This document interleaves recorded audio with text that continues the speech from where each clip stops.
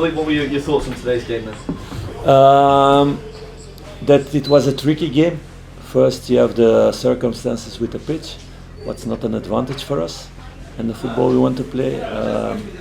Kick-off hour, 12 o'clock after a European night. Also having European success and then playing domestic, it's also sometimes dangerous in the heads of the players.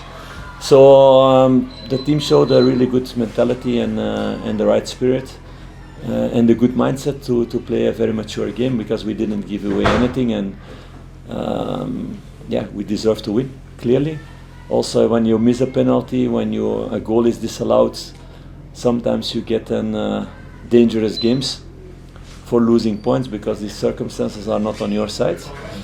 So at the end it's a very positive afternoon, I think. What did you make of a few of the VAR decisions, the penalties for your team, the decision to disallow a couple of goals? What did you make of those? Yeah, I didn't see the images back, so it's I cannot have a good opinion about that. I'm a fan of VAR, to be clear, because it makes the game more honest. There are less mistakes than there were in the past. In the times that I was player, there were much more mistakes, because now everybody can see back in slow motion, can make the right decision, and still at the end there will be some mistakes made, because some decisions are a grey area, and it's always interpretation of things. But overall it makes the game more honest, and that's what I want, an honest game, because I want to build a team who plays good football and creates a lot of chances and plays good football that entertains people. I think everybody wants to have an honest game at the end, so I think everybody needs to be favourite of VAR. Philippe, in terms of fixtures and kick-off times, do you think more help should be given to clubs that are in Europe? Yes, I think it's better for Scottish football also to do it that way.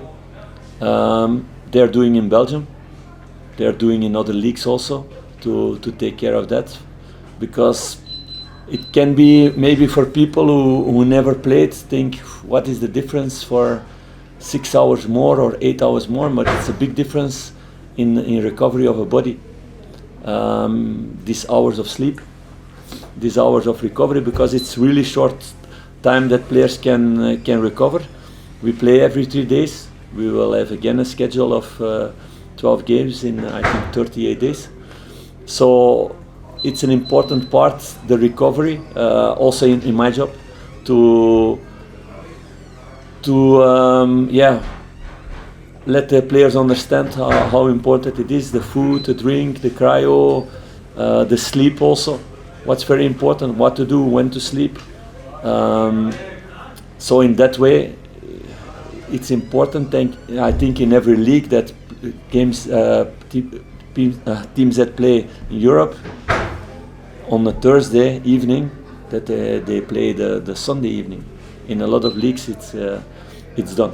So maybe something to see for the future. Did that shorter recovery period have a direct impact on your team selection today? Did you have to make additional changes perhaps that you wouldn't have had to make? Yes, because for example Danny, he did 1300 meters high intensity runs on Thursday. If I let him start today, I take a risk with him, for example. So of course I looked at that. One of the players who did come in today, Ross McCausland, I know you don't want to speak about individuals too much, but on his first start, how do you think he did? What did he give you? No, he did what I expected him to do. I think he's very disappointed that this goal was disallowed, of course. I think he can do better.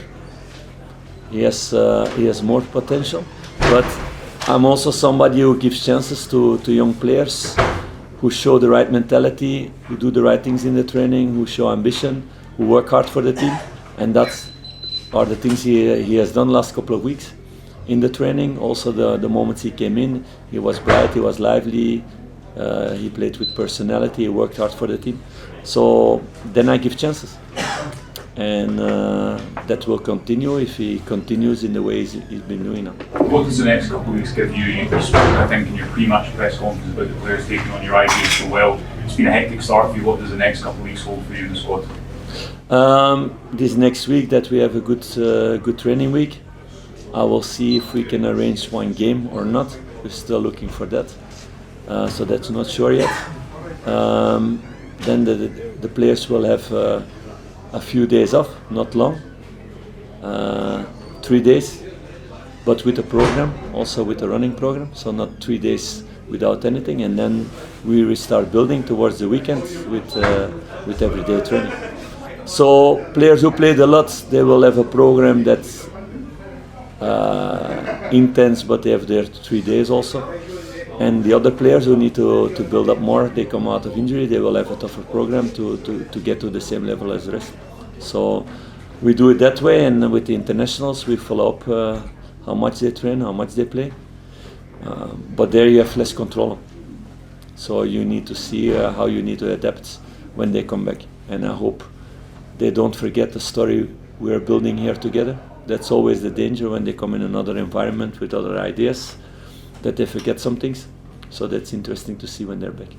Philippe, that's almost a month since you've been in charge. Has it surpassed your expectations for this team? It feels like 6 months. No, yeah, that's difficult to say because I don't put expectations. I live from day to day. If I step into a club, first I take a lot of information. I look a lot of games. I saw all the games, so you get an idea of the potential of the group, and then you start working with people. But I'm not somebody who has a fixed idea before. Also not now about players, because you can always have positive surprises, and I love positive surprises that players go beyond expectation, and I hope to see a lot of those the next couple of months.